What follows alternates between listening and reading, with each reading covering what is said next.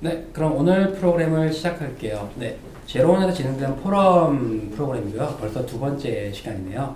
네, 오늘은 쓰레기 팀하고 말씀하셨네요. 네, 리사이클링 데이터 트래시 팀하고 플라스틱 커런시 팀, 두 팀, 6분을 모시고 이야기를 진행을 할 거예요. 네, 비물질적이고 비가시적인 시스템이 과연 무엇인가? 그냥 간단히 생각하면 여러 가지가 있을 텐데, 근데 종교라든지 도덕이라든지 윤리 같은, 혹은 법 체계도 마찬가지겠고, 또 기술적으로 끌어오면 네트워크가 되겠죠. 분명히 네트워크라는 개념은 있는데, 그리고 그 기계들은 있는데, 솔직히 우리 눈에 보인다라고 얘기는 할 수 없을 것 같아요. 하지만은 그만큼 정말 공기처럼 우리 곁에 있으면서 우리의 많은 것들을 변화시킨 것이겠죠. 그 보이지 않는 것들을 일단 가시화한다. 그 안에서 여러분들 혹은 문화권 혹은 나라들이나 연령대에서 가치, 그러니까 공통의 가치가 있을 거고, 혹은 각자의 굉장히 다른 가치들이 있을 거예요. 각자 여러분들에게 그 가치란 무엇이었나, 그리고 각 팀 여러분들이 서로 공유했던 그 가치가 무엇인가라는 그런 대전제, 대질문들이 나올 수 있을 것 같아요. 그리고 또 그 대상으로서 그 두 팀이 좀 공통적으로 가지고 있는 게 일단 데이터라는 과거의 존재지만 특히나 오늘날 많은 영역에서 주목받고 있고 그런 건 굉장히 중요하게, 혹은 그걸 넘어서 어떻게 재화라든지 어떤 자원으로서 취급받고 있는 또한 데이터라는 그런 중요한 대상일 텐데, 그거에 대해서도 여러 가지 얘기를 좀 나눌 수 있을 것 같아요. 네, 그런 여러 가지 좀 대질문 안쪽으로 다양한 여러 가지 재밌는 것들을 좀 끌어낼 수 있을 것 같고요. 그 이전에 일단 각 팀의 작품에 대한, 프로젝트에 대한 그 소개를 먼저 좀 진행을 하도록 하겠습니다. 저는 아티스트 이원우라고 합니다. 네, 저도 작업하고 디자인도 하는 서동주입니다. 안녕하세요. 저는 김민서입니다. 저는 사실 퍼포먼스랑 조각 설치 기술을 하고 있고요. 사실 여기서는 지금 좋은 결이 다를 수도 있는데 다른 작가분들 만나서 좀 새로운 시도들을 하게 됐고, 재밌게 또 다른 실마리들을 풀어나가고 있습니다. 저는 기본적으로 영상 매체랑 그래픽 디자인을 기반으로 멀티미디어 설치나 또 디자인이나 이런 다양한 작업들을 하면서 작업도 하고 또 상업적인 작업도 하면서 계속 활동 영역을 확장하고 있습니다. 저는 건축과 인공지능 그리고 이제 프로그래밍을 좀 하는 이제 개발자 쪽에서 다른 아티스트 분들과 이제 조금 또 저의 영역을 넓혀보려고 하고 있습니다. 네, 점프해서. 네. 안녕하세요. 저는 공간 디자인 그리고 제품 디자인 하고 있는 신태호라고 합니다. 반갑습니다. 네, 저는 언해피 서킷이라는 이름으로 활동을 하고 있고, 이제 예술과 과학을 어떻게 결합을 해야 되는가 그런 테마를 고민을 하고 작업을 하고 있습니다. 이제 지금은 외계 지적 생명체, 외계 문명을 찾는 일에 몰두를 하면서 지내고 있어요. 네, 안녕하세요. 저는 이강일이라고 하고요. 저는 보통 사운드 작업을 많이 했는데 제로원에서는 사운드 작업에 어떤 기술을 넣는 식으로 뭔가 새로운 걸 해보려고 하고 있습니다. 네, 반갑습니다. 일단 저희 작업을 진행하게 된 어떤 백그라운드를 아주 간단하게 설명을 해볼게요. 저희가 지금 2020년 우리가 처한 어떤 상황, 우리가 있는 세계가 어떤 세계인가에 대해서 저희는 되게 작업 초반에 많은 논의를 했던 것 같아요. 어떻게 우리가 굉장히 쉽고 단순하게 우리가 어느 세계에 살고 있는지를 알 수 있을까. 그때 이제 가장 먼저 나온 것들이 환경 문제였어요. 되게 기후 변화를 즉각적으로 느끼고 있고, 더군다나 이 코로나 사태를 겪으면서 어떻게 해서든 우리가 겪고 있는 많은 것들이 이런 변화하는 환경과 기후 문제랑 연결되어 있다는 걸 저희는 이제는 직감적으로 느끼거든요. 그리고 그걸 위해서 되게 많은 어떤 행동이나 대안들을 찾기 위한 움직임들이 많이 일어나고 있고요.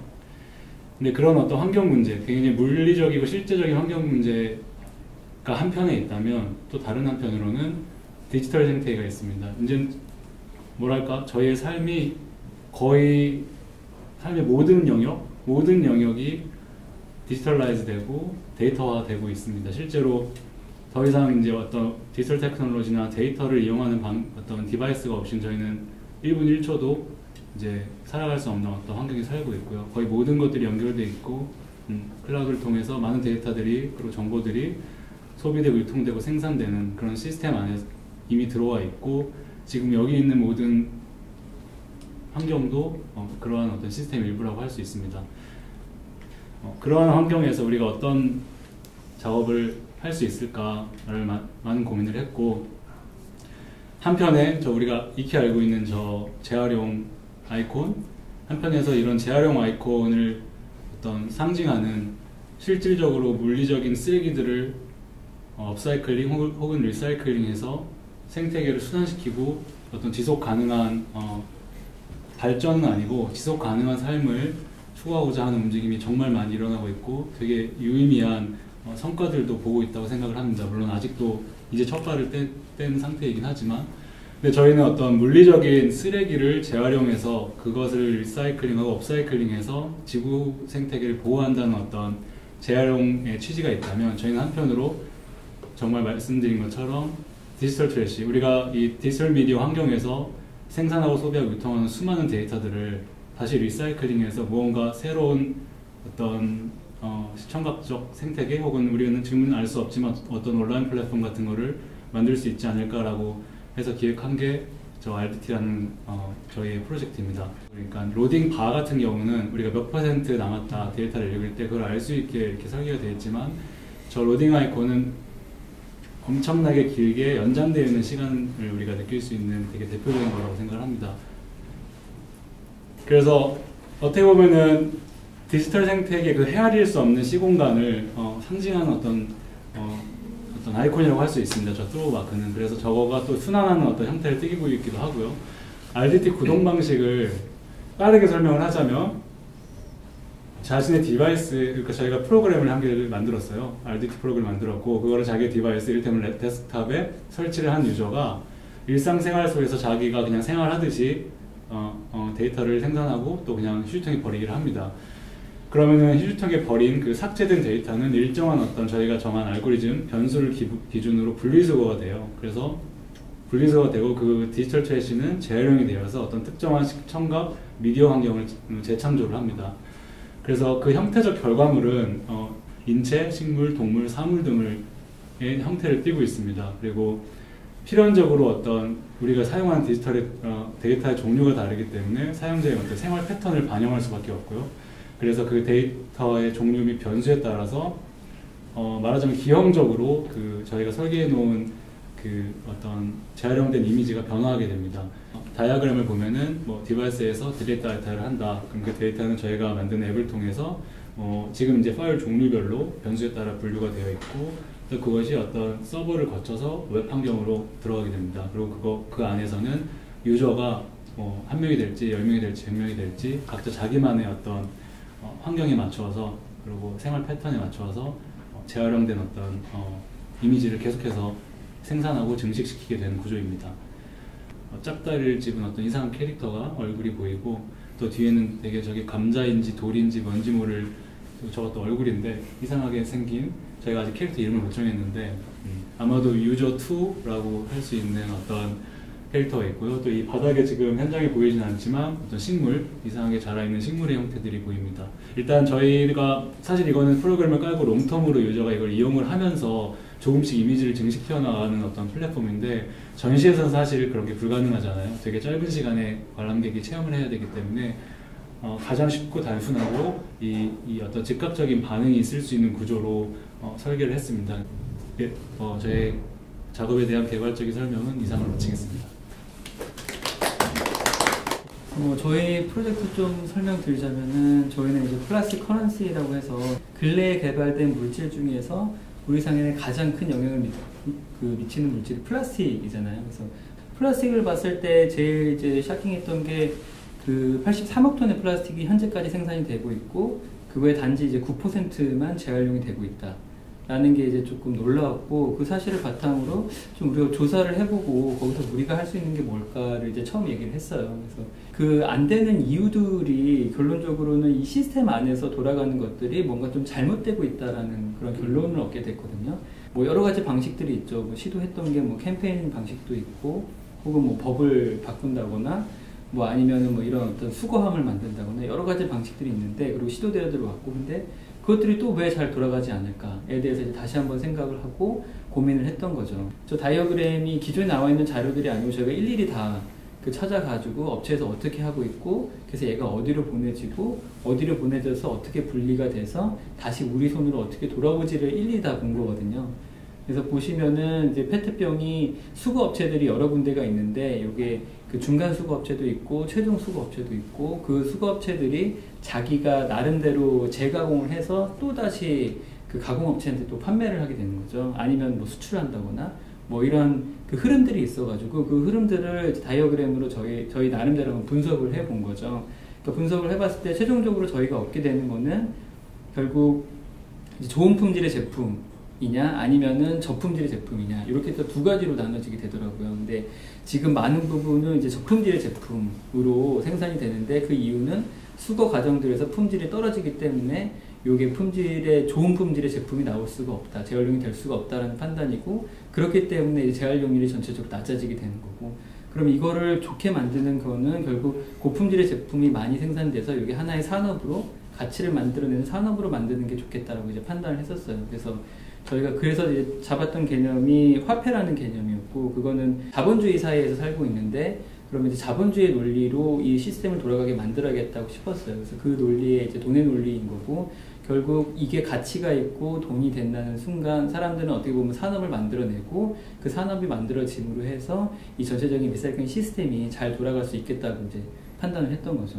이제 사람들이 보기 편하게 이런 시스템이 돌아가고 있는 모습들을, 그래서 그런 모습들을 3D 모델링을 통해서 애니메이션으로 이제 만들었던 거고요. 사실 걔는 이제 중간 과정이고, 저희가 이제 최종적으로 생각하는 것은 이렇게 플라스틱 화폐를 만들고 그 화폐의 가치를 통해서 실제 제품으로 구매할 수 있는 서비스를 만들고자 했어요. 그래서 이렇게 시스템을 드러내는 게 1단계라고 하면은 그 드러낸 시스템을 보여주고 그것을 이제 화폐화 시켜서 사람들에게 베네핏을 주는, 그게 이제 2단계의 서비스로 보고 있고, 지금 현재 그것도 계획 중에 있습니다. 버려지는 데이터 혹은 버려지는 파일의 범위를 어디까지 상정을 하시는? 그러니까 전자는 제가 인식했고 제가 능동적으로 만드는 쓰레기라면은 후자는 제가 모르는 사이에 오퍼레이팅 시스템 뒤에서 만들어진 수많은 데이터 쓰레기일 텐데, 일단 이번 전시에서는 얘기해 주신 것처럼 첫 번째로 휴지통에 들어가는 데이터만을 먼저 이제 기술적으로 구현했고요. 사실 이제 휴지통 말고도 얘기해 주신 것처럼 캐시 데이터나 이렇게 자동 삭제되는, 기술적으로도 그 영역은 해킹 쪽에 조금 가까운 영역 기술들이 들어가요. 그래서 뭐 딜리트 버튼을 우리가 키보드에서 누르면은 그게 이제 드라이버를 통해서, 키보드 드라이버를 통해서 컴퓨터한테 명령이 들어가고, 이게 커널이라고 하는 컴퓨터의 보안 단계를 이렇게 쭉 내려가면서 되게 로우 레벨까지 들어가는데 디텍션을 하려면 그 부분을 건드려야 되거든요. 이 부분은 이제 프로그램화 시키기에는 되게 그 윈도우 자체에서 그런 기술적 이름으로는 뭐 SSDT 후킹, 이런 후킹 기술이라고 하는데, 그런 것들이 조금 보안으로 막아져 있는 경우도 있고, 전자서명 프로그램화해서 퍼뜨리기에는 그런 법적인 좀 문제들도 있을 것 같고요. 그래서 저희 실제로 그걸 다 모아놓고 보니까 이제 몇 초마다 디텍션을 해야 되면은 컴퓨터의 과거가 되게 크게 걸리더라고요. 그래서 유저가 사용할 수 있을 범주 안에서 되게 좀 그런 모든 데이터보다는 조금 이제 휴지통에 버려지는 직관적인 데이터를 모으는 게 좋을 것 같다는 생각에서 그렇게 진행을 했었어요. 그렇게 휴지통 내에 들어있는 데이터를 일종의 해석해서 시각화한 거라고 보면 될까요? 지금 단계에서는 이렇게 생각하시는 게 좋을 것 같아요. 지금 이 작업은 우리가 상상할 수 있는 모든 데이터를 가지고 그걸 정확하게 분석하고자 하는 툴이 아니에요. 이건 말하자면은 되게 상징이자 은유거든요. 근데 최종적으로 저희는 휴지통에 버리는 그 파일 하나만 다루는 거는 결국에는 그 하나의 결과물까지 가기 위해서 거치게 되는 수많은 과정들을 우린 여기에 하나로 담고, 이거를 버리는 행위 속에 행위를 일종의 내가 거쳐간 데이터를 다 한꺼번에 상징적으로 드러낼 수 있는 어떤 행위라고 생각을 하고, 내가 예를 들어 이 프로그램을 깔고 한 3개월 동안 이용하고 나니 뭐 풀이 이만큼 이렇게 자라있어요. 그 안에 저희가 이 설정해 놓은 변수대로 아마 편집자님께서는 포토샵과 뭐 도큐멘트 이런 걸 많이 하면 어딘가 기형적으로 아마 이렇게 자라있을 거예요. 그런 정도의 분석은 가능할 거라고 생각을 합니다. 그래서 사실 우리가 데이터를 논의하기 시작하면 뭐 예를 들어 핸드폰 아니면 데이터도 많고 그쵸. 디바이스가 점점 더 이 디지털 생태계 안에서 디바이스가 워낙에 더 다변화되고 있고 워낙에 데이터의 종류나 이 어떤 양이나 범주가 넓어지기 때문에 그 수많은 거를 다 한꺼번에 저희가 환원시킨다기보다는 되게 단순하게 일상생활 속에서 직관적으로 우리가 이용하는 데이터를 하나를 잡고 그거에 이르기까지 거쳐온 수많은 과정을 거기에 담자 하나로 메타포릭하게 담고 그것만을 일단 여기서 다루자라는 생각으로 진행을 했습니다. 그러면 또 이쪽 팀으로 넘어와서 너무 지루하실 것 같아요. 네. 역시 비슷한 질문이 될 것 같아요. 그러니까 플라스틱 중에서도 페트라는 어떻게 보면 그 안에서 그나마 좀 가치가 높고 재활용이 좀 더 수월한 그만큼 대상을 선택을 하셨는데 페트병에 관련해서 따로 뭐 실질적으로 수치적 데이터를 모으신다거나 아니면 페트병 자체에 대한 어떠한 데이터를 좀 중점적으로 좀 다루셨나요? 일단은 이제 이 작업에서 저는 플라스틱 데이터들을 수집을 하고 그것을 이제 인공지능이 판별을 하게끔 해서 자동으로 플라스틱 그 소재들을 분류하게끔 한 시스템을 개발하는 역할을 했었어요. 그래서 그 작업을 진행했는데 이제 작업 초반에 이제 데이터가 필요하니까 일단은 기존에 이러한 태스크를 위한 데이터가 뭐가 있나를 좀 살펴본 일이 있는데 의외로 별로 많지가 않았어요. 많지가 않았고 그리고 있는 것들도 데이터가 굉장히 부족했고요. 그러니까 플라스틱을 재활용하기 위해서 어떤 자동화된 시스템을 만들 건데 그것을 위한 데이터가 공개된 것이 너무 없구나라는 것을 알게 됐습니다. 실제로 데이터를 정말 한 땀 한 땀 모았어요. 이제 플라스틱의 그 재활용 마크를 보고 인공지능이 그것을 이제 인지를 하게끔 하려고 계획을 했습니다. 왜냐하면은 그 재활용 마크를 우리가 잘 보는 게 되게 중요하다고 생각을 했기 때문이죠. 그게 바로 이 플라스틱의 재활용에 관련된 시스템을 이제 그대로 보여주는 것이기 때문에 그 로고가 지금 어떻게 생겼고 어떻게 분류되고 있는지를 대중들에게 보다 가깝게 해주는 것 우리 프로젝트에서 굉장히 중요한 일이다라고 생각을 했고 사실은 플라스틱 그 재활용 이미지가 해외는 예를 들면 이렇게 페트병이 있으면 뚜껑은 PP, 몸통은 페트, 이런 식으로 이제 소재가 다 나뉘어져 있으면은 그것이 각각의 부위에 인쇄가 되어 있습니다. 그래서 뚜껑 따로, 몸통 따로 이렇게 이제 그 플라스틱 소재를 나타내는 표시가 이제 인쇄가 되어 있는데 국내는 그렇지가 않아요. 국내는 그냥 껍데기에 그걸 모두 다 모아서 한 조그마한 표시로 다 거기다가 다 모아서 써놓는단 말이죠. 그러니까 그것이 이제 인공지능이 인식을 잘 할까? 컴퓨터 비전이 이걸 얼마나 잘 읽을 수 있을까 걱정이 많이 됐습니다. 그래서 데이터를 더 충분히 모으는 것에 더 공을 많이 들였고, 그래서 이제 실험을 해보니까, 근데 걱정했던 것보다는 잘 인식을 하는 것 같았어요. 그래서, 지금 페트만 가지고 했지만은 이제 다른 플라스틱까지 분류를 해낼 수 있게 앞으로 더 진행을 해보면 좋겠다. 이제 그런 생각하면서 진행하고 있는 것 같아요. 뭔가를 수집해서 그 수집한 것 자체를 일종의 두 팀 각자의 개별적인 시각을 통해서 그걸 해석을 하고 그거를 사람들한테 시각적인 결과 혹은 뭔가 유형적인 뭔가를 만들어내서 사람들의 집중을 받고 그걸 통해 사람들한테 일종의 질문 혹은 의견을 던지는데 그런 일련의 과정들이었던 것 같아요. 혹시 그렇게 수집한 데이터들이 이 경우는 여러분들의 데이터인가 아니면 방문자들의 데이터인가요? 지금 보이는 결과물은?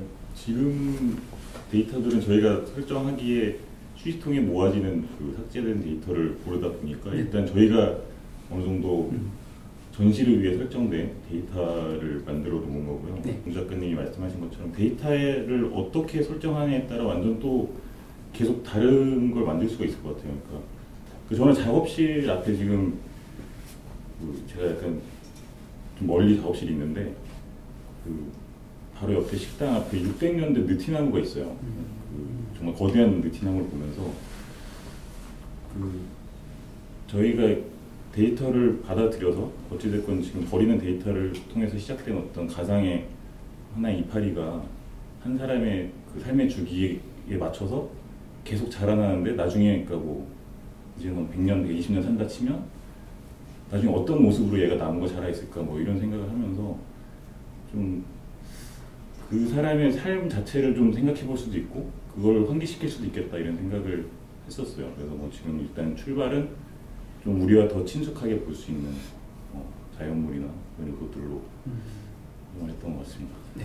실제로 이제 저희가 전시를 위한 셋업은 여기에 컴퓨터를 설치해 놓고 이제 보셨다시피 실제로 관람객이 참여를 해볼 수 있게 단순하게 셋업을 했거든요. 근데 이제 민서 작가님께서 개발하신 프로그램이 실제로 있어요. 그래서 그거를 이제 윈도우를 사용하고 계시면은 편집장님도 직접 그 설치할 수가 있습니다. 그래서 실제로 이제 설치하고 사용을 하시면 그게 서버로 이제 정보가 전송이 돼요.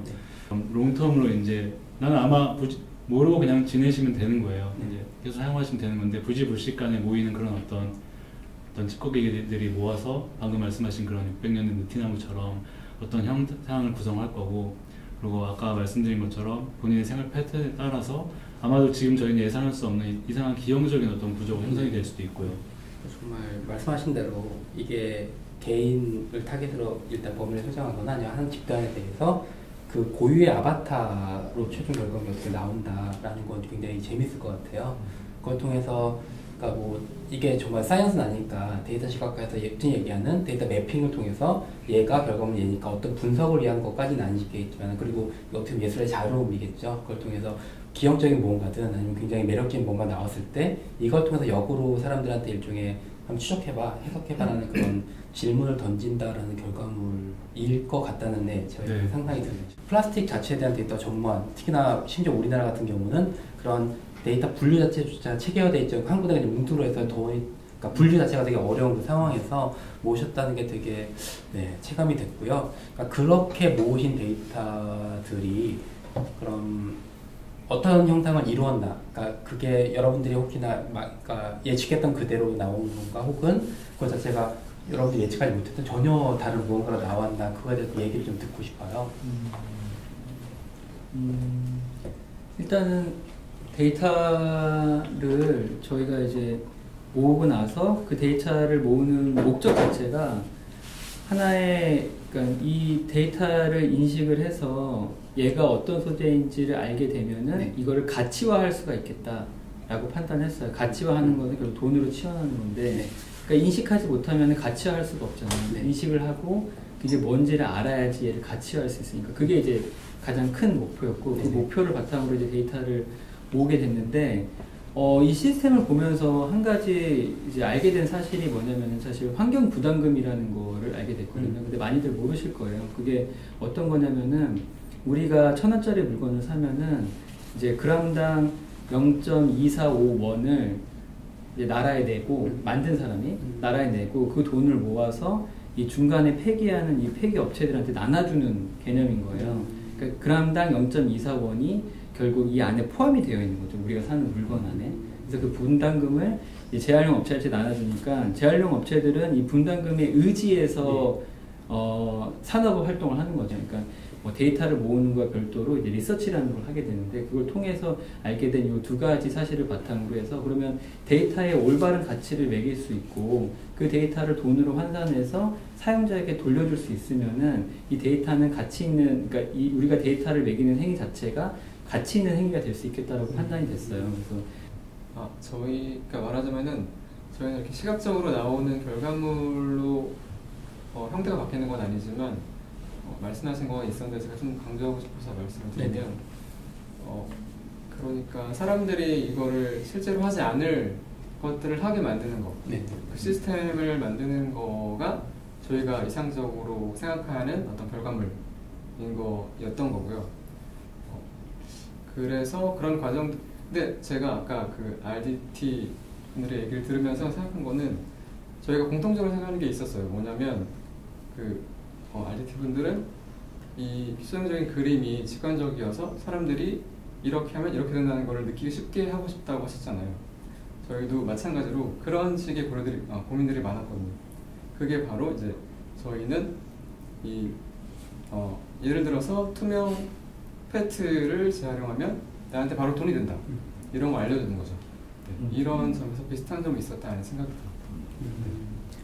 그러니까 어떻게 보면 예술 작품이나 이런 창의적인 결과물들의 굉장히 강한 힘 중에 하나는 그러니까 정말 응축되어 있는 거잖아요. 그러니까 응축되어 있는 걸 사람들이 보면서 사람들의 인식에서 안에 들어왔을 때 천천히 풀려나가는 거죠. 그걸 통해서 수많은 생각의 타래들을 막 만들어내는 게 제가 볼 때 이런 예술이나 그런 창의적인 행위들의 그런 좋은 점이고 강력한 힘일 것 같아요. 그러니까 이 팀 같은 경우는 시각적인 결과물을 통해서 이 눈이 뭐지? 이게 많은 데이터들이 모여있네? 얘는 뭘까라고 추적해 나가면서 많은 질문과 그 나름대로 해석을 만들어 나갈 것 같고 이 팀 같은 경우도 그러니까 페트병이라는 그런 굉장히 플라스틱에서 고부가 가치를 갖고 있는 것 자체가 돈이 된다라는 거가 사람들한테 전달될 텐데 그 인터페이스 중에 하나가 바로 저거일 것 같아요. 지금 전시가 되고 있는 저 애니메이션일 것 같은데 저거에 대해서 조금 더 좀 설명을 해주시겠어요?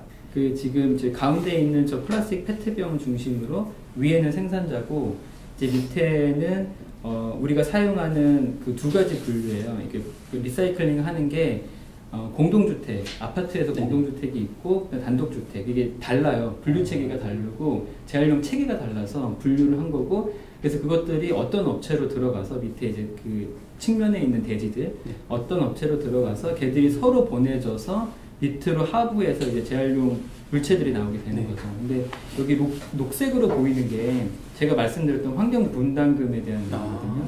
그래서 생산자가 저 환경 분담금을 중간에 조합원이 있어요. 조합원에 이제 돈을 맡기는 거예요. 그럼 조합원은 그 각자 업체들의 그 생산량을 보고 거기에 이제 돈을 지급을 하는 거죠. 환경 부담금을. 그리고 그러니까 이 업체들은 재활용을 열심히 잘해서 좋은 품질을 팔려는 게 목적이 아니라 나 재활용했어, 팔았어, 정부에서 돈 줘. 약간 이 논리로 이제 굴러가게 되거든요. 시스템이.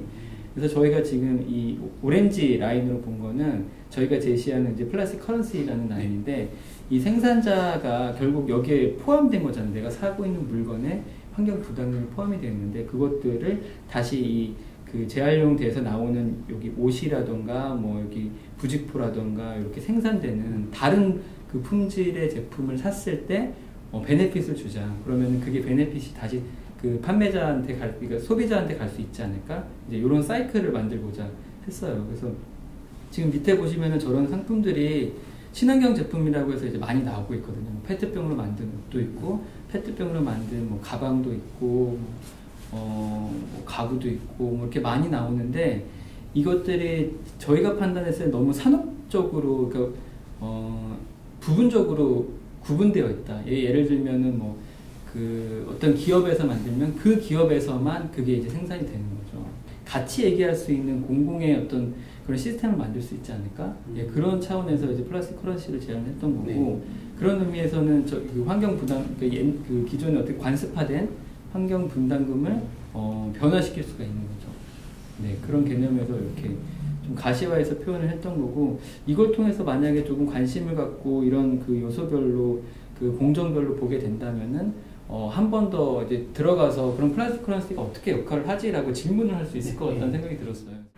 제로원에서 설정했던 주제죠. 비물질적 그리고 비가시적 시스템의 부상. 이거에 대한 뭐 근본적인 문제의식이라면 이런 거겠죠. 세상이 점점 더 복잡해지고 하고 있는 거죠. 그거에 뭐 큰 여러 가지 요인도 있겠지만 그 중에 하나는 두 팀 모두가 지금 상정하고 있는 디지털 세상 자체가 우리 원래 살고 있던 물리 세상에 같이 중첩이 되면서 우리 세상 그만큼 넓어졌고 한편으로 디지털이라는 정말 만능의 용매죠. 모든 것들을 녹여서 또 다시 모든 것으로 그러니까 출력할 수 있는 그런 것들이 생기면서 세상은 가면 갈수록 복잡해지고 있다는 전제가 깔려 있는 거고요. 그렇게 너무나 많은 것들이 우리 주위에 깔리고 새로운 레이어가 생성되고 새로운 뭔가 덕지덕지 붙어가는 와중에서 결국은 중요한 문제는 또 가치, 무엇을 가치로 삼을 것이냐. 그 많은 것들 중에서 어떤 것은 뭐 취사 선택이든 아니면 우리가 인식하지 못해서 버려지지만은 어떤 것들은 끝까지 우리가 갖고 가야 될 것인가에 대한 공통된 어떤 지점이 두 팀 다 있었던 것 같아요.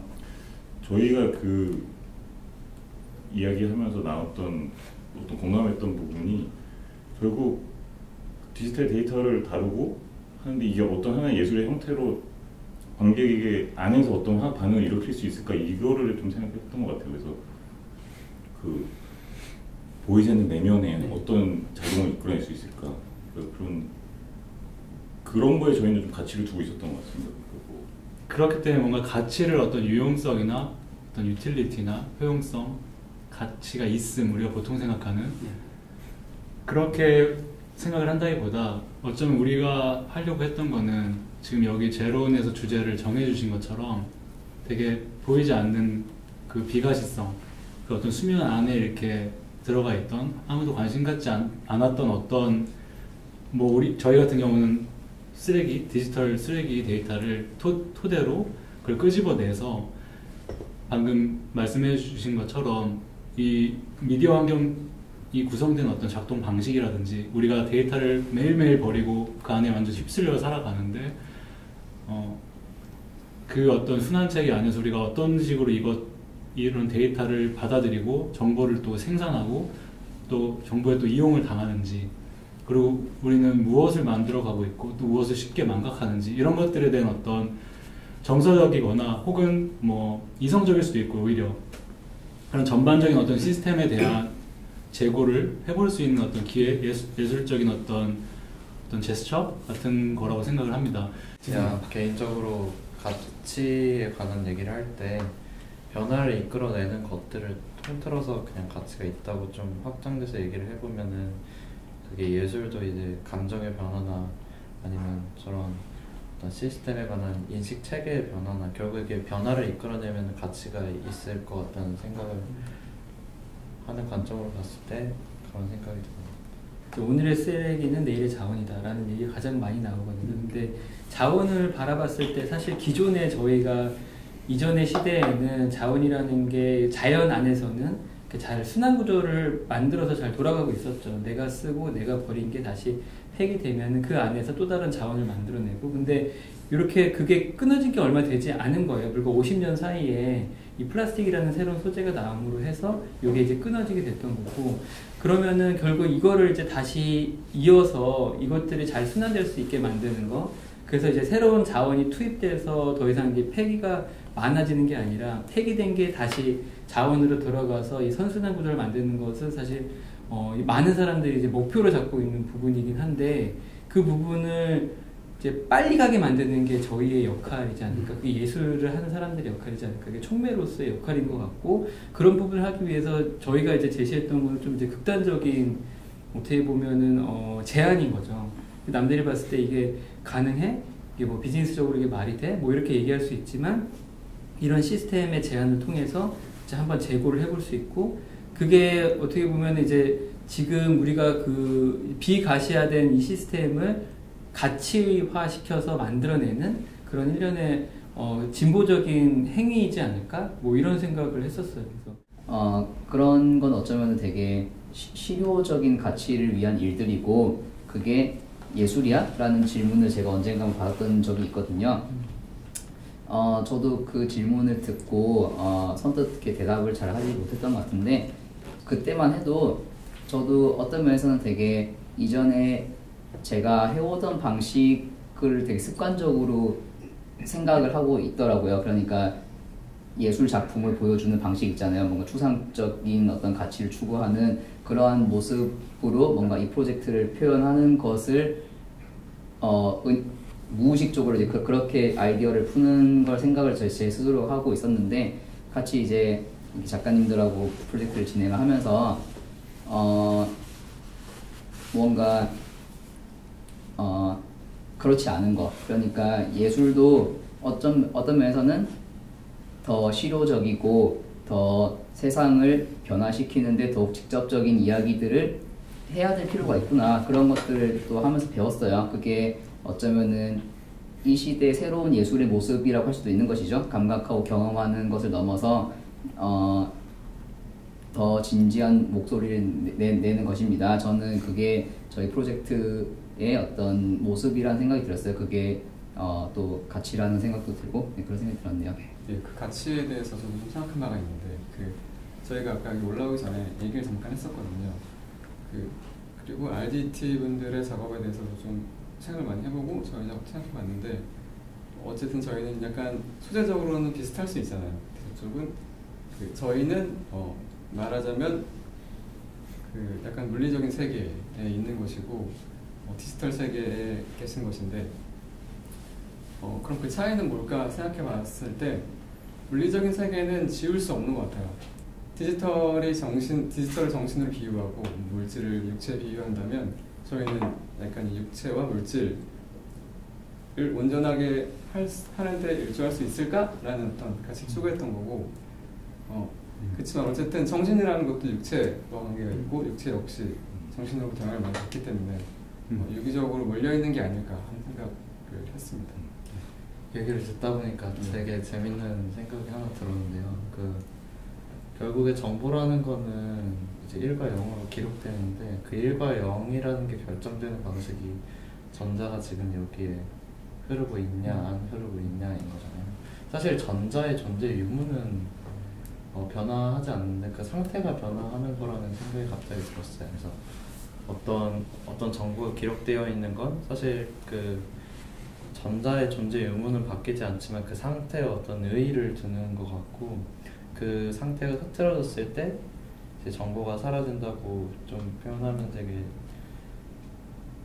생각해보면 전자의 존재 자체는 또 바뀌지 않기 때문에 어쩌보면 우리는 이제 그 정보라는 걸 얘기하는 게 예를 들면 여기 카메라가 있는데 이게 다른 쪽으로 이동했을 때 이 카메라가 여기 있었다는 정보가 사라졌다? 이런 식으로 얘기하는 게 아닌가. 사실상 전자들은 또 이제 원래 다른 곳으로 이렇게 이동해 있지만 결국 이것도 쓰레기들을 약간 다른 곳으로 옮겨놓은 건가? 그런 생각도 들고요.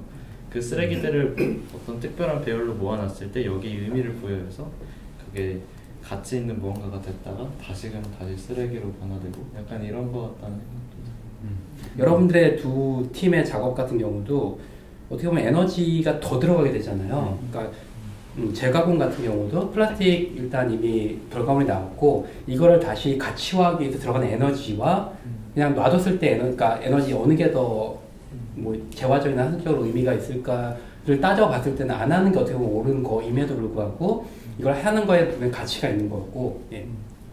어떻게 보면 이 가치라는 거를 지금 공통적으로 키워드를 끌어냈을 때 그냥 이게 뭔가 설득력이 있을지 모르겠지만은 어떻게 보면은 우리 존재의 책임과도 연결이 될 것 같아요. 이런 재활용이라든지 아니면 쓰레기 데이터 자체를 다시 유미하고 우리를 찾는 것 자체가 우리의 존재의 의미, 우리의 존재의 가치를 생각해보게 만드는, 상기시키게 만드는 그런 게 아닐까라는, 네, 어떻게 보면 뜬금없을 만한 생각이 좀 들었습니다.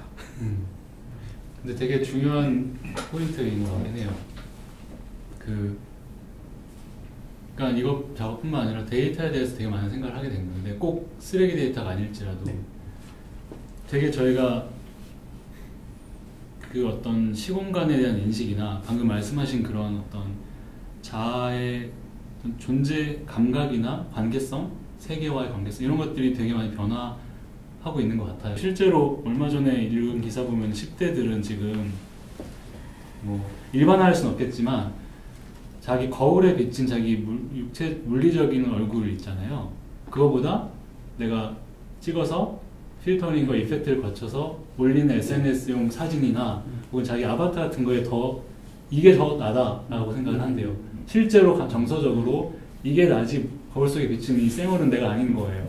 근데 그만큼 제 인식체계 자체가 엄청나게 어떤 단편화되고 짧아지고 있다는 증거인 것 같아요. 아까 말씀드린 것처럼 그들이 느끼는 실제로 내가 거울에 보이는 얼굴보다 이 안에 보이는 이미지가 더 나같이 느껴진다는 그 감정, 그게 거기서 더 자신의 정체성을 찾아가는 어떤 그런 걸 생각해보면 되게 인식의 어떤 변화나 감각 체계나 이런 거에 큰 어떤 전환이 이루어지고 있는 시기인 것 같거든요. 아니면 저런 디지털 쓰레기 안에서 뭔가 그 효용성이나 이런 것처럼 하나의 지금은 알지 못하지만 어떤 금맥을 찾을 수 있지 않을까 이런 생각도 해요. 금맥. 뭐 탐정은 상상이지만 뭔가 어떤 지금은 모르겠어요. 근데 어떤 이게 부가가치가 될 만한 뭔가도 발견할 수 있지 않을까? 근데 재밌는 거는 사실 쓰레기가 나를 나타내는 거잖아요. 근데 사실 인류로 보면은 우리가 보는 유물들이 결국 인류의 쓰레기를 보고 거기서 이제 판단을 하는 거잖아요. 인류가 어떻게 살았는지. 그러니까 그런 개념에서 보면 사실 쓰레기가 그냥 버려지는 게 아니라 그게 우리 자신을 나타내는 하나의 증표들이거든요. 그래서 그런 증표를 가시했다라는 게 재밌는 것 같은 생각이 들었어요.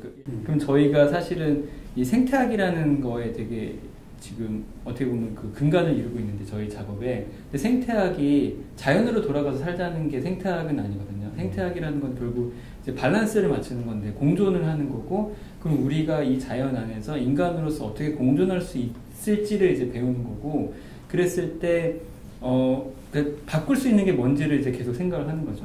내가 없어지지 않으면은 내가 살아가는데 내가 바꿀 수 있는 뭘까를 이제 고민을 하는 거고, 저희가 이제 제시하는 것도 뭐 이 플라스틱을 그냥 놔두면은 얘가 어떻게 되고, 그럼 그건 그냥 에너지로서 소멸이 되지만 우리가 또 다른 에너지를 들여서 뭔가 시스템을 만들고, 그리고 또 다른 에너지를 들여서 또 다른 상품을 만드는 거잖아요. 근데 이 상품이 기존에 나왔던 상품을 어차피 소비되는 상품을 대체하고, 그럼 이 소비되는 상품이 에너지를 들여서 만드는 상품이 아니라 기존의 에너지를 갖고 만들 수 있는 상품이면은 이게 공존할 수 있는 방법이지 않을까라고 이제 판단을 했던 거예요. 그래서 그럼에도 불구하고 지금 말씀하신 것처럼 결국은 다시 우리한테 모든 게 오는 것 같아요. 네, 그러니까 뭐가 문제면 안 쓰면 되잖아. 인간이 없으면 되잖아. 그럼 무화하는 게 아니라, 네, 그러면 그러니까 결국 관계잖아요. 그러니까 무화는 그러니까 의미가 없는 거죠.